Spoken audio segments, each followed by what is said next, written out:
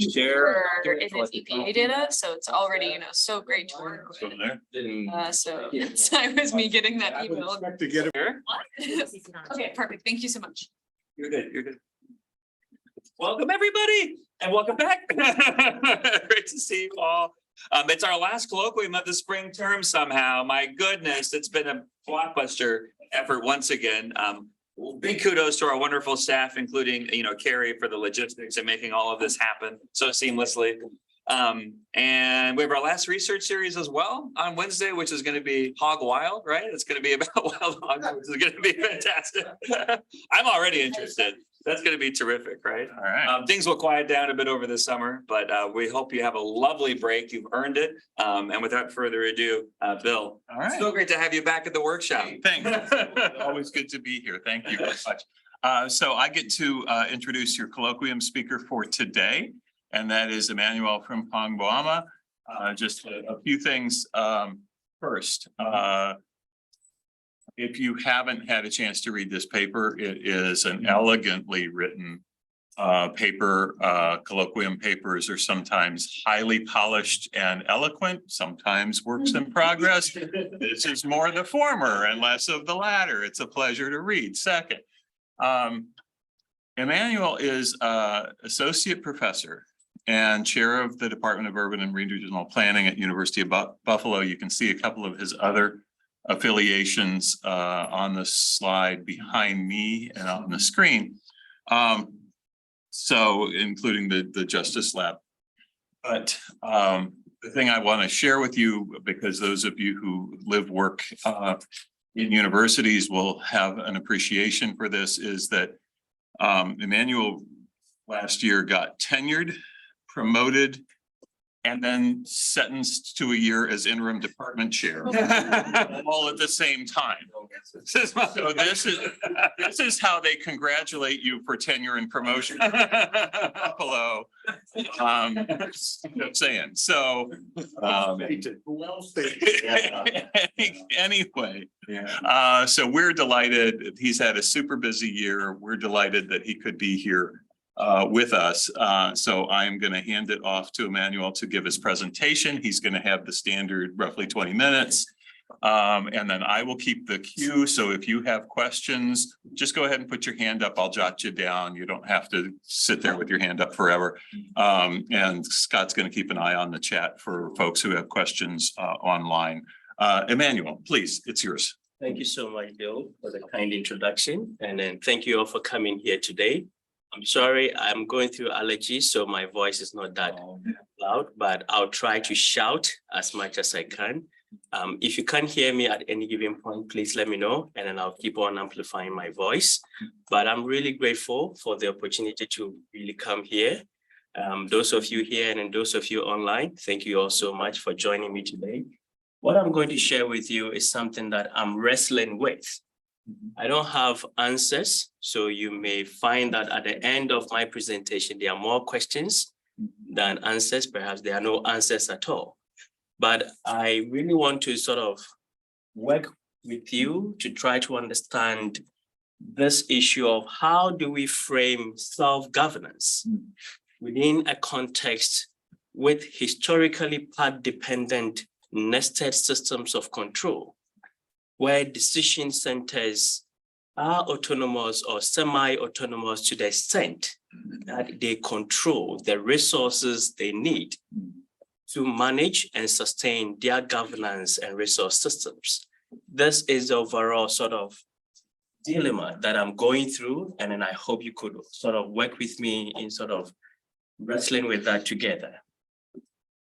From this presentation, again, I'm going to be quite quick in going through what I'm going to present to you so that we can have more to sort of wrestle with some of the issues together.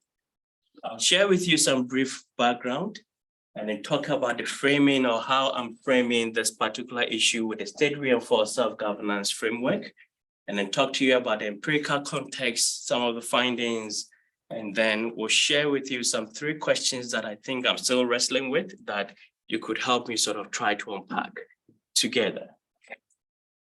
Now, when we think about what I'm presenting or what I'm writing on, decentralized irrigation reforms has never been new to Sub-Saharan Africa. This is an ongoing conversation.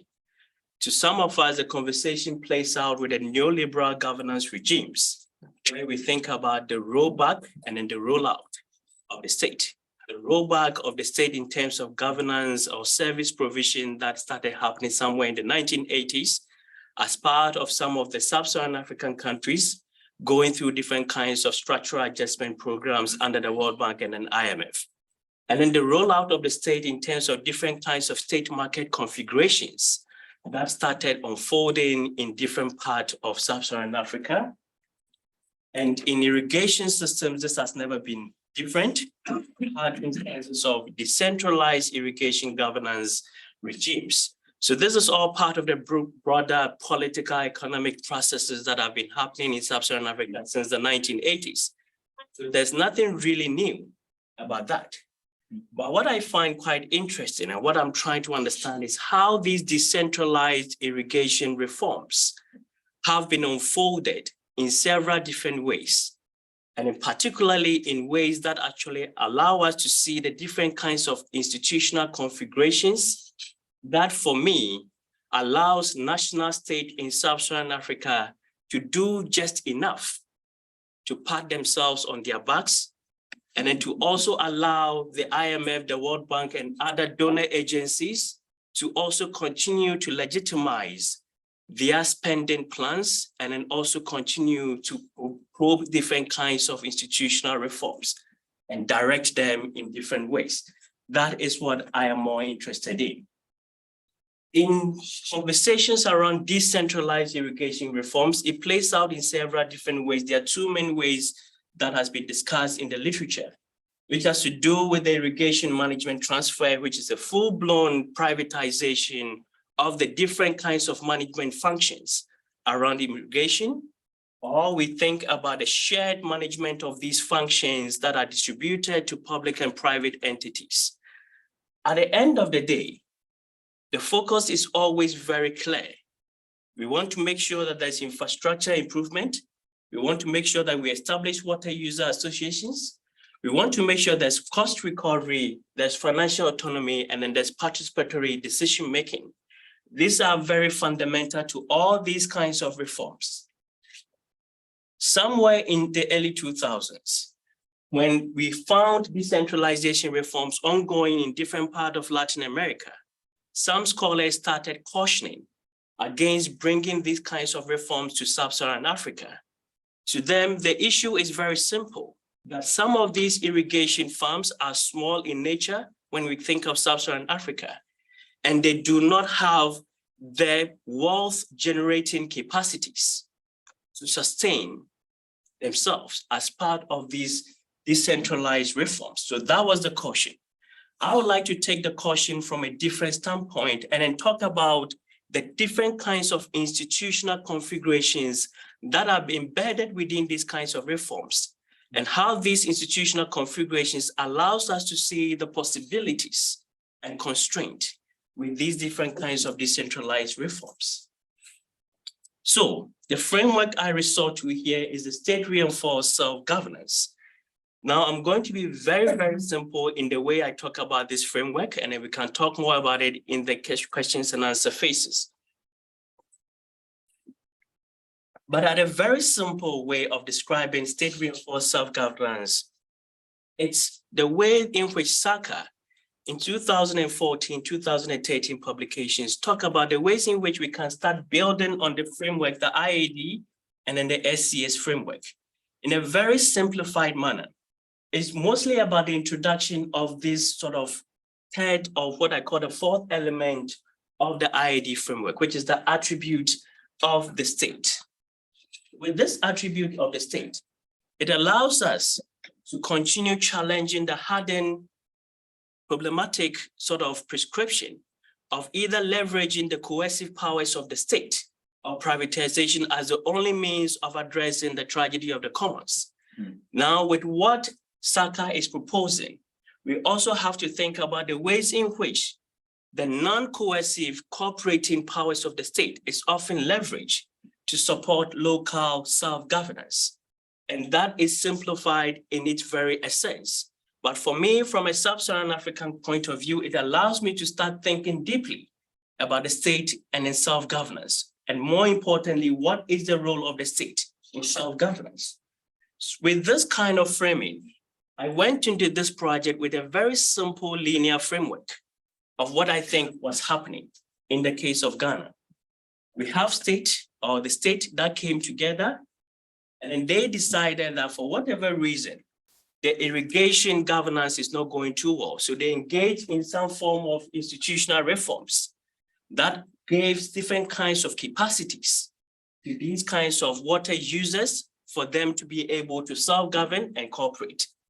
When you take this kind of framework, a very simple linear framework that I went into this project with, what it allowed me to understand also is that by understanding the different kinds of capacities that these different kinds of legal reforms engage in, we can get to understand the ways and means in which different kinds of institutional archetypes emerge when we are thinking about irrigation, decentralized irrigation reforms.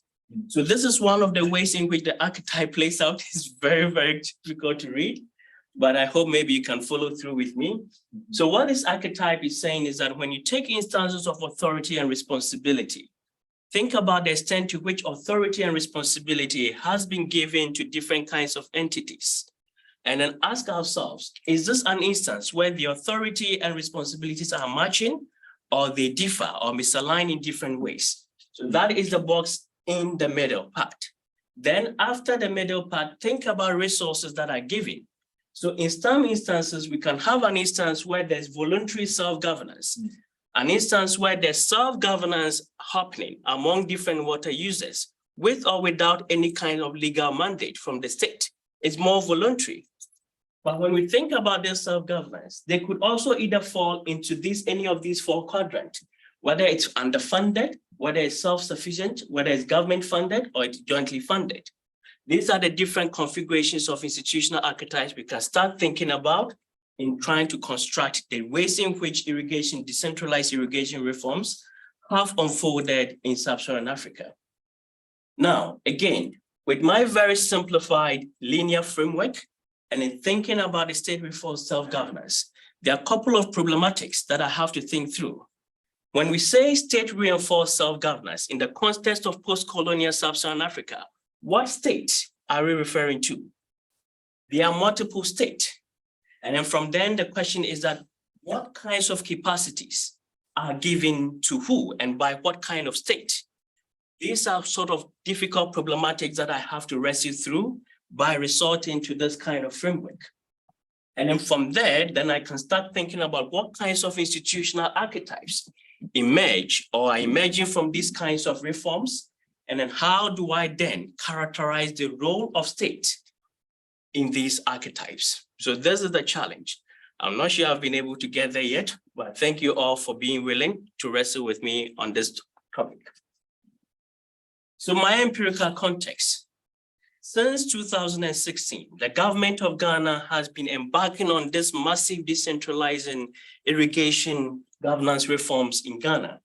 One of the cases is the Kpong Irrigation Scheme. I'll keep on referring to that as the KIS scheme in Ghana.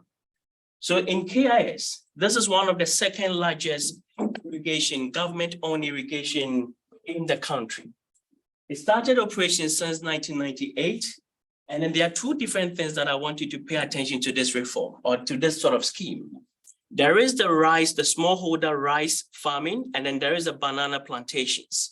These are all irrigated on the same scheme. The rice, the smallholder rice farms are mostly for consumption.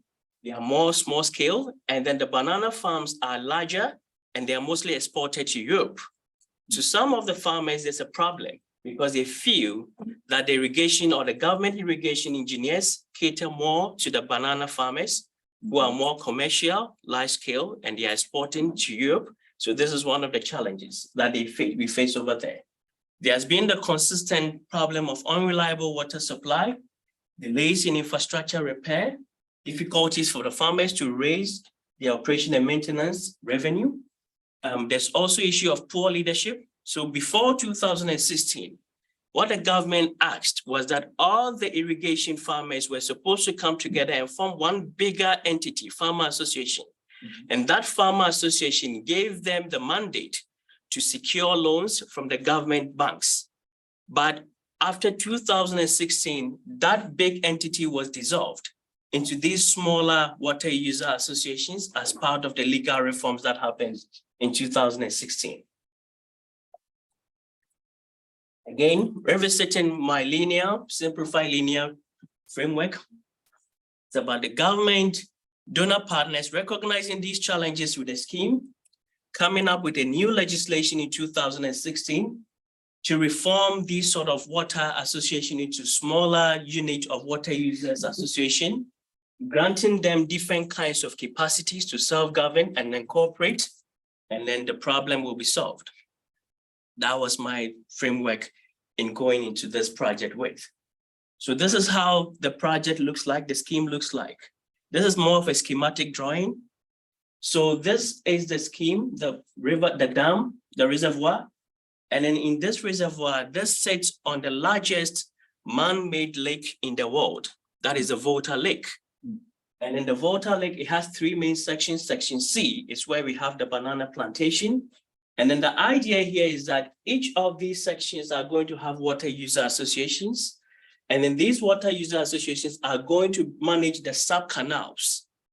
And then they are going to have a scheme management entity. The scheme management entity is going to manage the main canal of the scheme.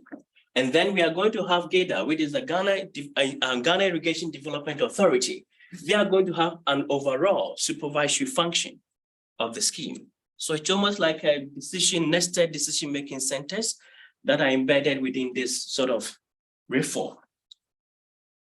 Now, for me to engage in my analysis, I had policy analysis. I had to analyze the legislation. At the same time, I had to analyze the bylaws that were promulgated as part of the irrigation reforms. And then I also had to have stakeholder interviews with some leaders of the irrigation authority and then also leaders of the water user association leaders. And at the same time, we had some interview or survey with 39 farmers to also try to probe certain kinds of questions that we were not getting too much answers to from the stakeholder interviews or the policy interviews. Now, in terms of this, I know I'm going to work against time, so I'm going to be super brief, present on the key results and the key findings that I think could help organize our conversation. So in terms of authority and responsibility, the analysis of the policy shows that there's enough policy statement that talks about enough authority and responsibility that has been devolved to the water user associations. When you analyze the different kinds of how explicit or how clear these policies are, you get to realize that they are very clear in terms of the authority and responsibilities that they are giving to these water user associations. When you think of the interviews and the survey with the farmers, many of them are also very much satisfied with the kinds of authority and responsibilities that have been devolved to them. In fact, they really appreciate the new reforms that are really happening in the scheme. Now, these are some of the authority statements that are coded into the policies and then also the bylaws. So they have the authority to establish internal bylaws for the use of irrigation water, to procure, operate, and maintain irrigation, drainage equipment for agriculture purpose. And their responsibility is to manage and operate the irrigation and drainage system, to organize the collection of irrigation, drainage, and other related maintenance charges and other contributions that may arise. Now, the question of resources. How does the policy take care of resources? Some kind of fiscal autonomy. Well, the policy made it very clear that these water users associations are going to be self-sufficient in terms of raising revenue themselves through what they call the irrigation service charge. So every water user association is going to pay an irrigation service charge to the scheme management entity. And 7% of that money is going to go back to the water user associations for their operations and maintenance. The question is, how did the 7% come about? And who really said the 7% is enough? To the farmers, that is a problem. The 7% is never enough. And they cannot negotiate that kind of percentage with the Ghana Irrigation Development Authority. And apart from it not being enough, it doesn't also come on time. So we are having a legal instrument that says you are supposed to be self-sufficient. But the ways in which the self-sufficiency is coded in the law makes it difficult for the farmers to contest and say that this is not enough for us. So what happened then is that we are having farmer user or water user associations that cannot sustain themselves. They are externally reliant on different kinds of funding sources that may or may not exist for them. So let me quickly run through some of the ways in which I'm thinking about the results from this work. So from the archetype that I shared with you, when you think of a particular instance, we are having an instance of a state-mandated self-governance with serious underfunding challenges. So from this archetype, you get to think of all sort of, on paper, this entity is supposed to be self-sufficient, but in practice, they are really underfunded. So that is the first kind of institutional archetype, and it has several implications to the ways in which we think about this water use and reforms in general. The second kind of finding, which I think I changed the order, this is supposed to be finding number 3 anyway. So the question I kept asking myself is that why do these farmer associations still feel comfortable with this kind of reform? There's so much mandate put on you. You have very limited funds, but for some reason you are still happy with this reform. Why? There are 2 main reasons I can think about from the interviews. There's now a perceived sense of control over the irrigation scheme.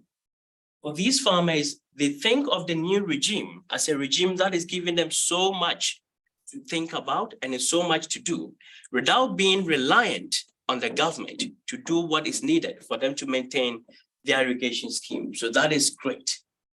But there's a second thing which I wasn't making a connection with until later on that I saw the connection, which is translocal learning and peer effect in self-governance. How does it play out? So somewhere in the interview, some couple of farmers started educating us about what we don't understand about the concept and then the regime. So they started saying, no, you have to understand what this means. This means that we are moving towards the Japan model. And then all of a sudden, in my mind, what is the Japan model? Then I remember that is Saka.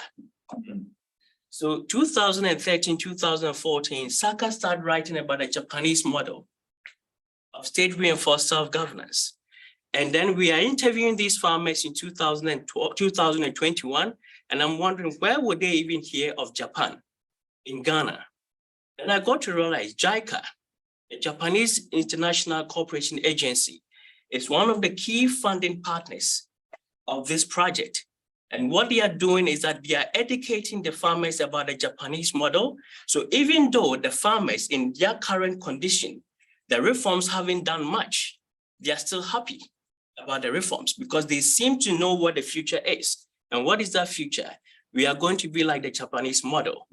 And some farmers have been taken from Ghana to Japan to learn more about what the Japanese model looks like. Then there is the issue of external support. Now we are getting an instance where we have these farmers who have been given this many mandate with very minimum support. They are happy. But when you start probing further, then they start realizing that there's going to be a problem one way or the other. And what is the problem? When the Japanese leave, when the World Bank money leaves, you get to realize that they may not be able to sustain themselves. So how do I then make sense of all this? Which is my 4th finding. What we are having, or what I'm seeing in this case, is a nested system of decision and controls, where the real control or the locus control does not really devolve. It still stays with one particular entity. So what do I mean by that? In this particular case, the way I'm interpreting this is that there is a resource framework that was first built when these supranational states, the World Bank, JICA, came together and said, the Ghana government, you want our money. If you want our money, then you have to start abiding by these kinds of conditions. And one of the conditions was you have to decentralize your irrigation management governance scheme. So it started with this resource framework. Then with this resource framework and then the bargaining, these supranational entities gain access to the state statutory power to mandate this form of new regulations that says that all of you have to start constituting yourself as water user associations. Whether or not the national state believe that it is true that we need to decentralize these water users association, it doesn't matter. What matters is that there is resource that was given to them and there was a condition that they have to meet. And so they met this condition.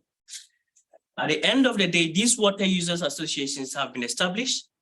On paper, they have everything or almost everything that it takes for them to self-govern and cooperate. But they lack these two things, the fiscal autonomy, and then they are also less functional autonomous. And that at the end of the day becomes the big thing that unfolds in this particular case. That is something we will keep monitoring and see whether our hypothesis is true, that when you establish these water user associations with less fiscal autonomy, less functional autonomy, is that what is going to finally get them out of the game? And more importantly, what happens when JICA and the World Bank leaves? When that resource framework leaves, will everything just come crashing down? That is what we hope. It doesn't happen, but that may be what happens. So these are a couple of questions that I'm still trying to piece out. Is this case more of an instance of procedural justice done right within a top-down system? Because the farmers seem really happy. And I'm wondering whether they feel they were truly heard in this process. Is this also an instance where I ask questions about, is even the mandated self-governance an oxymoron? Can there be is self-governance more like voluntary? And when we start saying mandated self-governance, is it really pushing it too far? And then lastly, is the question of JICA's role or the involvement of external partners. Can self-governance, or when we think of self-governance, is it a cross-context learning process? Or is it a context-specific learning process? In other words, to what extent is JICA involvement and in the transfer of policies and ideas from Japan in Ghana? And what ways could it really reinforce or subvert self-governance within this irrigation scheme? These are the questions. I hope you could help me sort of unravel, but thank you all so much. Great. Let me start here. I've got Dan and Shannon and James and Edu, and I will keep adding. So really neat project, and it reminds me of a project I was involved with Tom Evans and a group of people in the middle of the last decade. We were looking at water user associations in Kenya, in the leaky catchment and in WUAs. And there they established these mediating, between, so Water Act in 2002, you had establishment of WUAs, which is a new government agency. But from bottom up, they created these water resource user associations that were designed to reduce conflicts over water use, including in irrigation, and including between sort of subsistence users and market-oriented. Right? So similar in a way to what you're talking about. And not only were these intermediary groups, private, non-governmental, successful, but eventually the government passed a new water law that incorporated them and required other watersheds to start creating these kinds of, they're still non-governmental, they're sort of quangos at this point. But it might be worth looking at a couple of the papers that came out of that project, one of which I've just pulled up and I can give you after the talk, but it would be a really interesting comparison, I think. Right. I think that would be very exciting. One of the quotes that I pulled from the farmer statement, they were appealing for NGOs to be involved. And I still couldn't place why are they appealing for NGOs. So maybe that is where I have to sort of start thinking about that. In that context, the NGOs did participate in the creation of these dispute resolution and avoidance boards. Thank you. Great. Janet, you're up. First of all, I think the idea of mandatory self-governance is something that should get increasing attention. I think that's really, really amazing, and I'm excited to see do that. Two things. Before the World Bank came in and dictated these the institutions that they wanted to be in place, were there lower levels interest of self-government? And then second question is, so you have all these basically small little governments who all vie for access to a water resource. Are there power differences between them based on members? Yeah, that's all I got. Thank you. Good. So this is very great. So the 1998 is a very important time period. So this was a time we had transitioned to a democratic regime. So one of the farmers said, oh, before these reforms, the government mandated us to form this big entity. And you know, this was under Rawlings. Rawlings was one of our military leaders who transitioned into this. So the first answer or the quick answer to your question is that no.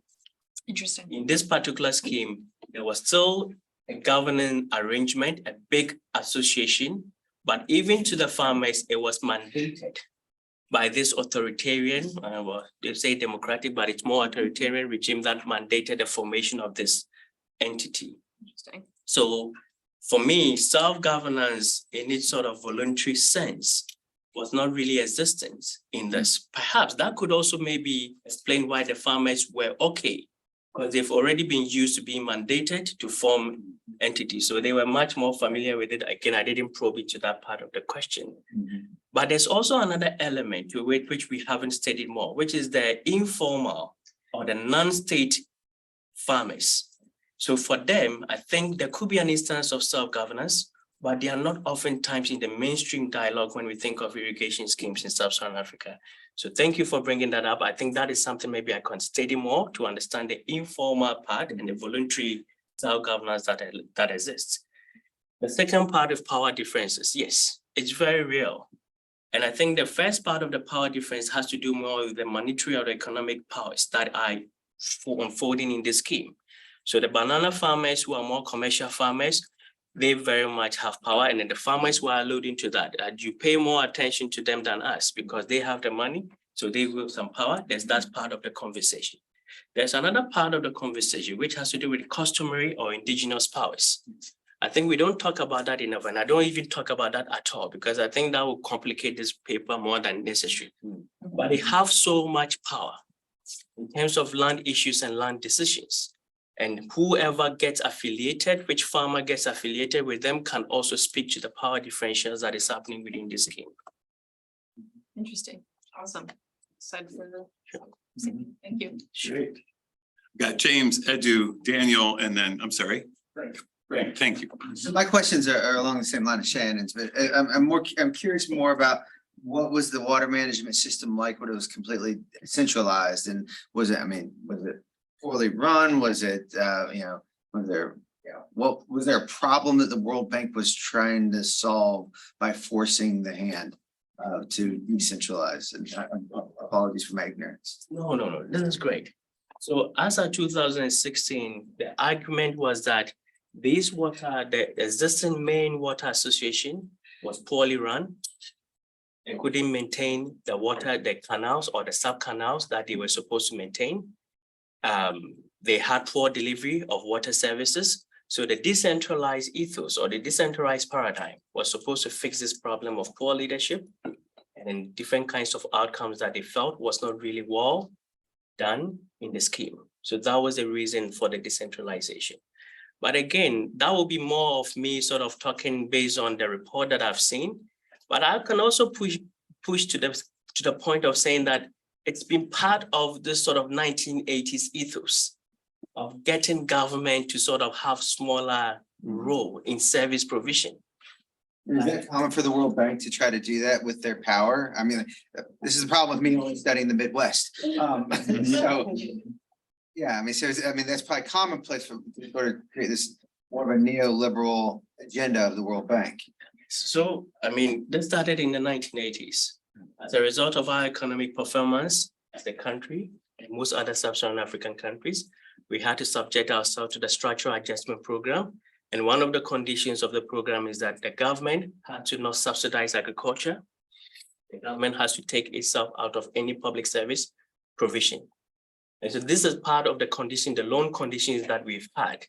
Now, for this particular project, as of 2012, the document shows that the World Bank, as part of their report, said, if I'm going to give you this 50 million loan, as part of what they call the Ghana Commercial Agriculture Project, GCAP, then one of the conditions is that you have to engage in institutional reform, which is a decentralized reform.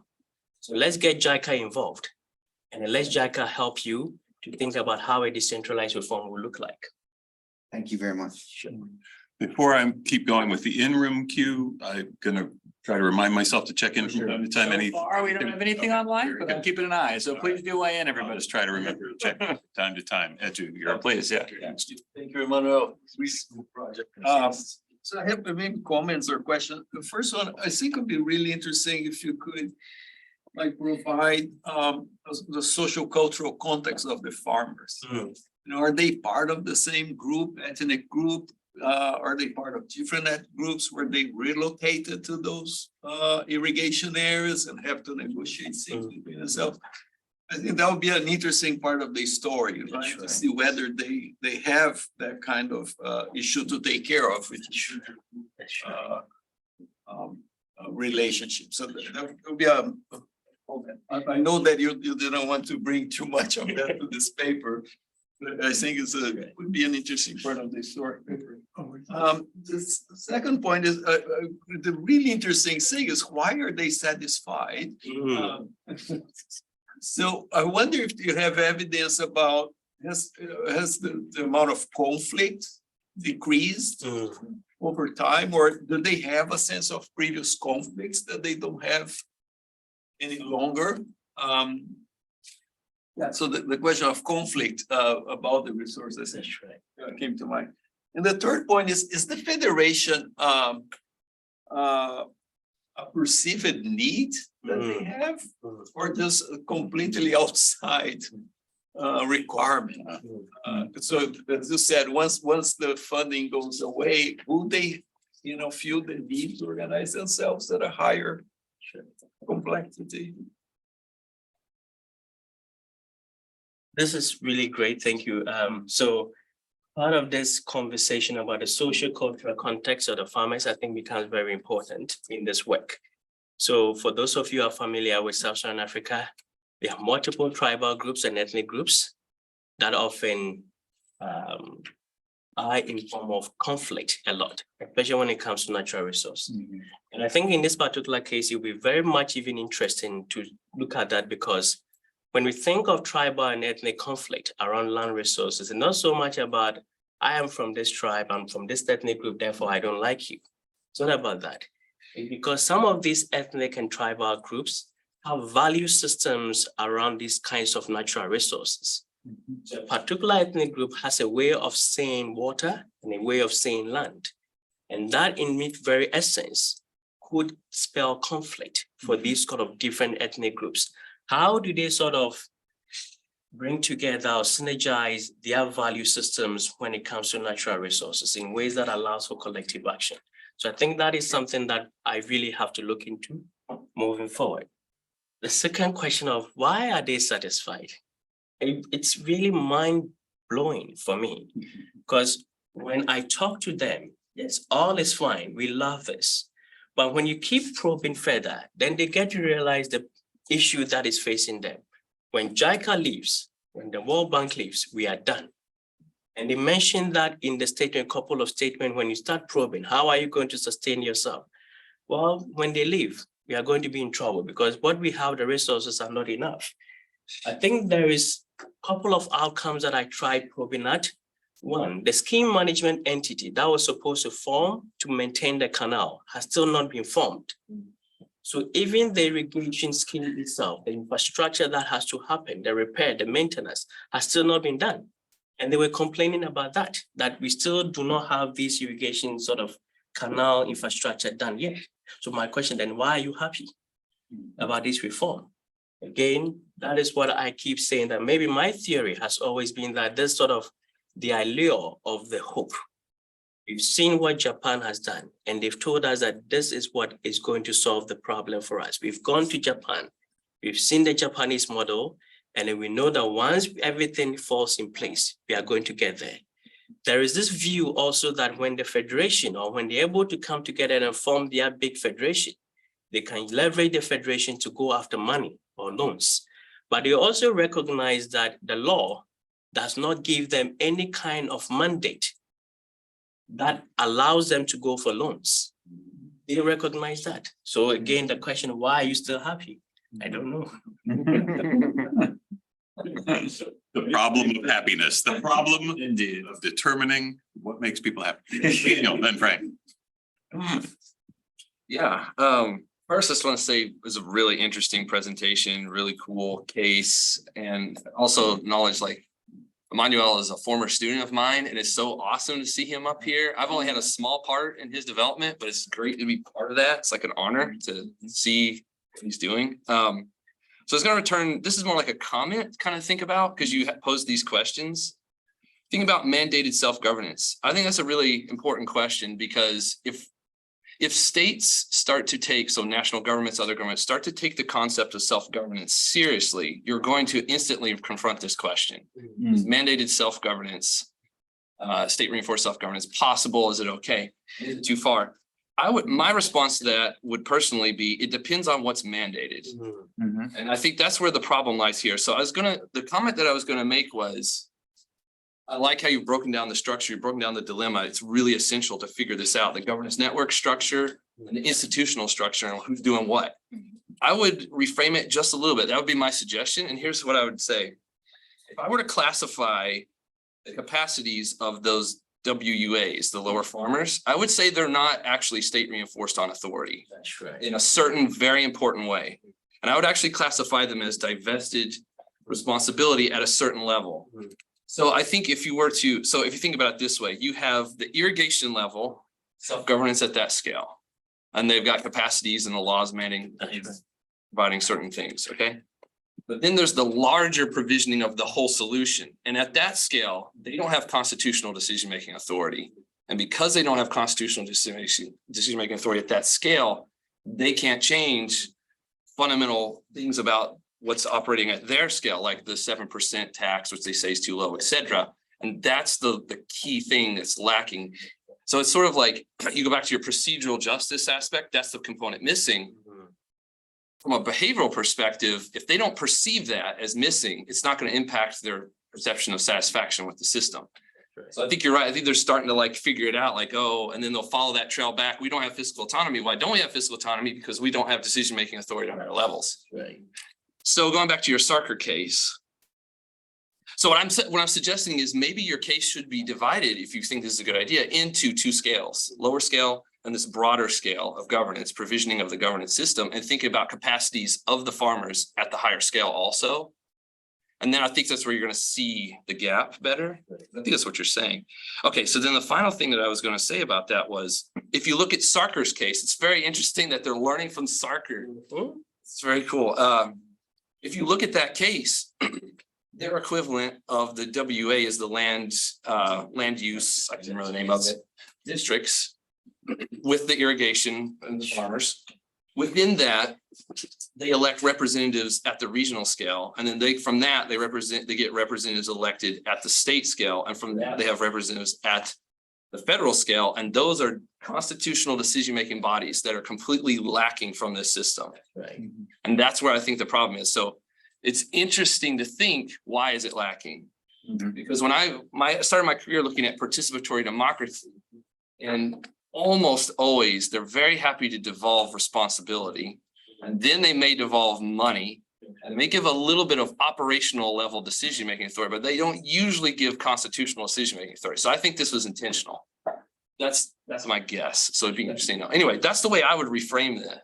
Yeah, if that's helpful. No, I think that is really, really key to what I have been struggling with when it comes to governance of the commons from a post-colonial setting. There is an intentionality to why constitutional decision-making will never, ever be devolved. And this again goes back to the colonial logics of governing, which has been embedded in the post-colonial governing logics. And so when you sort of start scaling down this conversation around decentralization, you realize that it will truly not really happen.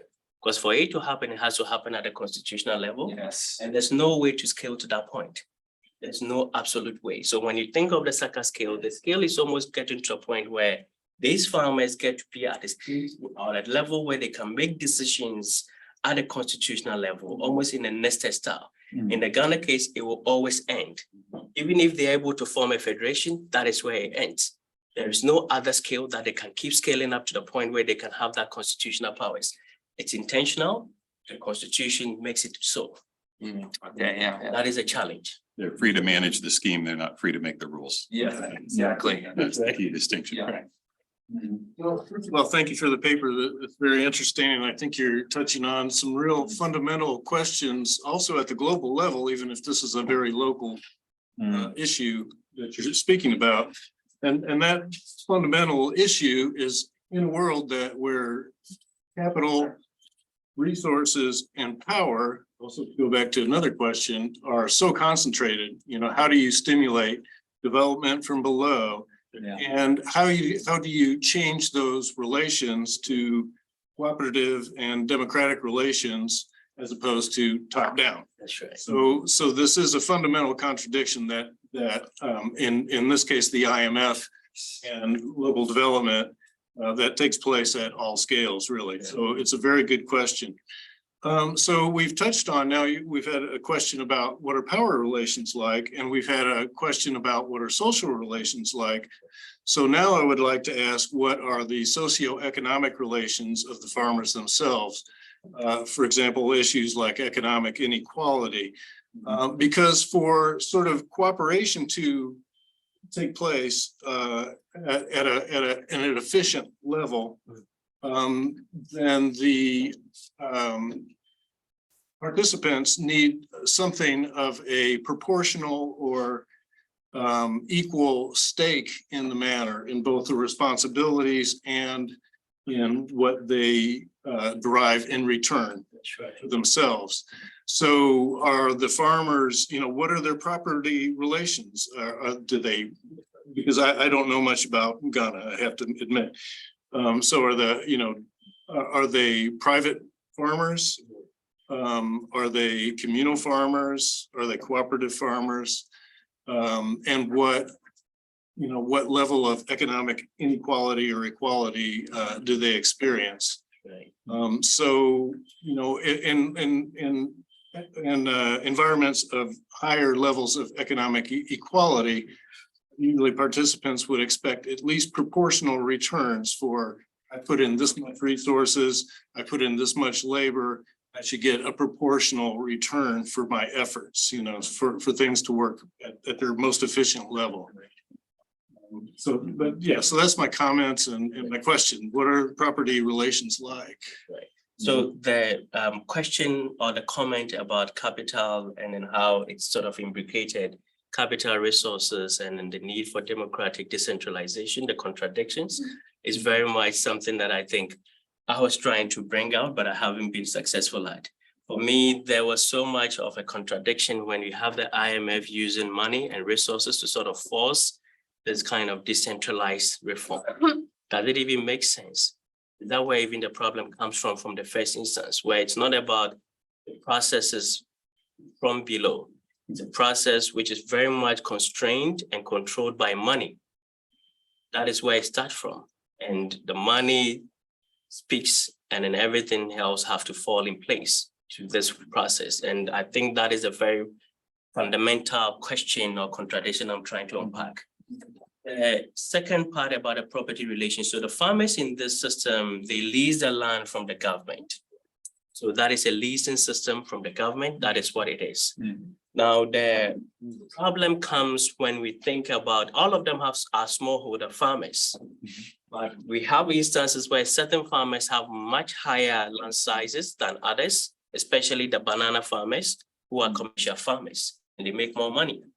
And that at that very instance, these two groups of farmers feel like there's dispute or so much conflict between them. Because for these commercial banana farmers, they think that they have higher stakes in the game. And for the rice, the small scale rice farmers, they feel that, well, you are doing something, but we don't think that your work is as valuable or as important as what we are doing at the commercial scale. So right from the get-go, I see the challenge of even a bigger federation being difficult. The banana farmers not feeling that they are supposed to be part of this issue, of this federation.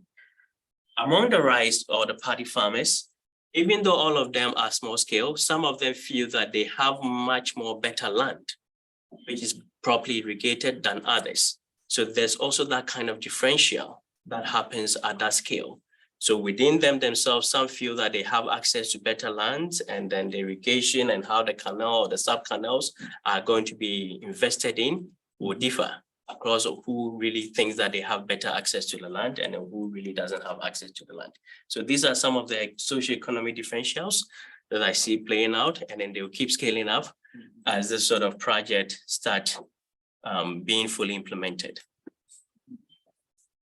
Great. You've got a chat question? Yeah, that's right. And so Jamie, if you'd like to, feel free to chime in. She just had a question following up on Dan's comment, it looks like. Yeah, hi everyone. And thank you so much for your talk today. I was just wondering, this term mandatory self-government for me has a lot of tension. It's a term I'm really struggling with, but I can understand why you would want to use it given this, the idea of decentralization happening.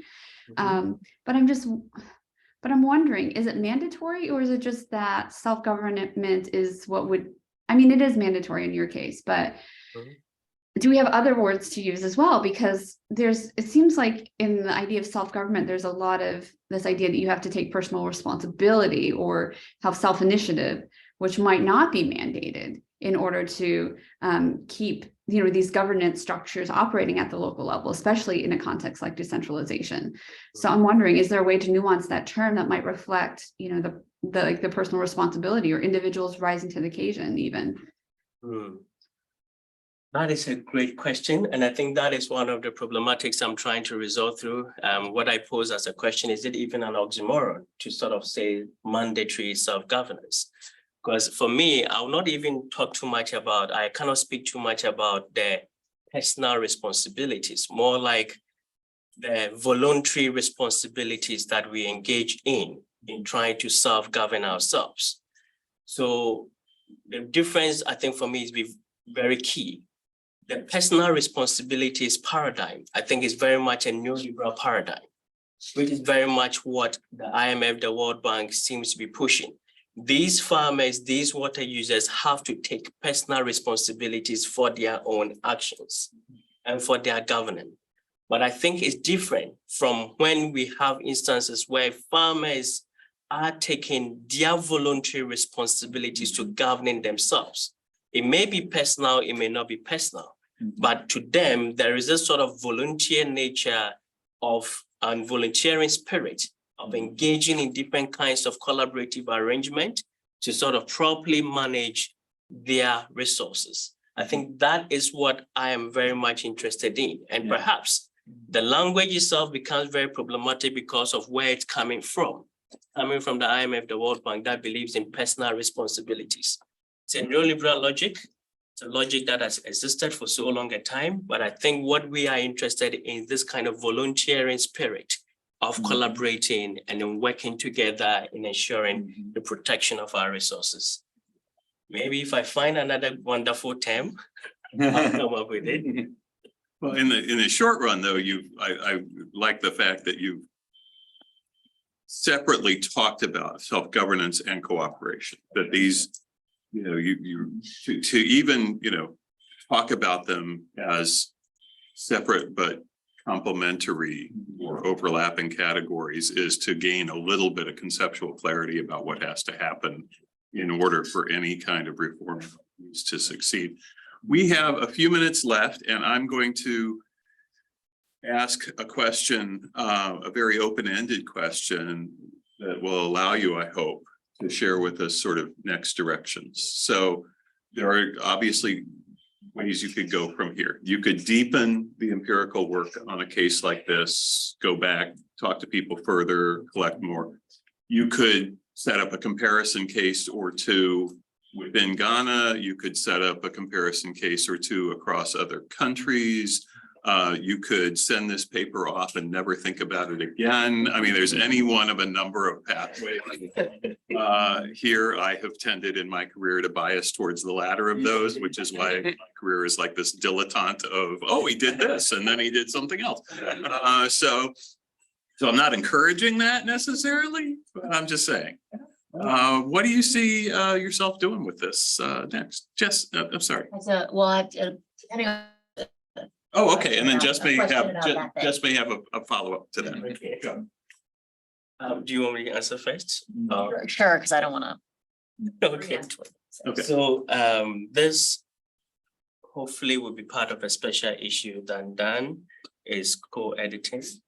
And so my hope is that first I'll have to go back to the framing, heighten the framing a bit more. I'll have to go back to the case, the empirical case, and also sort of deepen some kind of empirical issues that I'm still wrestling with. So that these are the two things that I'm doing in this work. The comparative case is definitely what this project lends itself to. So that is also going to be part of the work that I'm doing moving forward. But in that case, it's also not going to just be an issue of water, but water and land. Because I think that is where I'm going to start capturing the informal networks of farmers who are squatting on these sort of formal irrigation schemes, but we don't capture them in our analytics. So that is something that I am going to work into. And the grand theoretical frame has to do with the polycentric governance. It has been something I've been wrestling with since grad school. It's about how do we sort of theorize polycentricity in ways that allows us to understand the kinds of bargainings and negotiations that different actors get into to gain access to different kinds of capacities that emerges into different kinds of governance arrangement, particularly from the Sub-Saharan African continent or perspective. So these are sort of the ways that I see this project moving forward. Great. So Jess. So I think all of those are likely to be really, really fruitful. From the conversation today and from what you learned from the interviews, it seems like you have like a golden opportunity for more of a longitudinal conversation for several reasons. One is that you are surprised that they're happy at this point in time, That's right. right? The Japanese are going to leave, That's right. right? Then's next. How do they then feel? Is that actually the defining feature? Right? Or is there something else that might lead to some sort of institutional adaptation that might feel something different? Especially because, you know, I've spent a little time thinking about this in the Alaskan context, where there's this really exciting devolution of control over natural resources to the Alaskan native corporations. There was, and if you had pulled them right after this happened, they would have been ecstatic. Right? They said we avoided the reservation system, right? We have self-governance of these large swaths of natural resources. Now, this is not the case because we realize they have no exit options and they can't sell their shares. And when, right, this is not something that was obvious at the time, but if you've no way to express, right, this is a very different context. My point being is that timing seems really crucial in this case, right? Both in terms of understanding what the distribution of different kinds of powers, mandates, obligations are across the units, but also their adaptive capacity when Japan leaves and what that actually means for how farmers are thinking about this, what they think about equity, what they think about, right, sort of 7%, right? How all does that change after this critical juncture of the Japanese leaving, which because of the work you've done, you know is going to matter, right? And so it seems like you have this really wonderful, presuming again, right, to Bill's point, that you want to keep going back to the sites and continue with the same case, but it does seem like you've got such a cool line to build on. That was a great opportunity. Great. Thank you. All right. the appointed hour having arrived, please join me in thanking Emmanuel.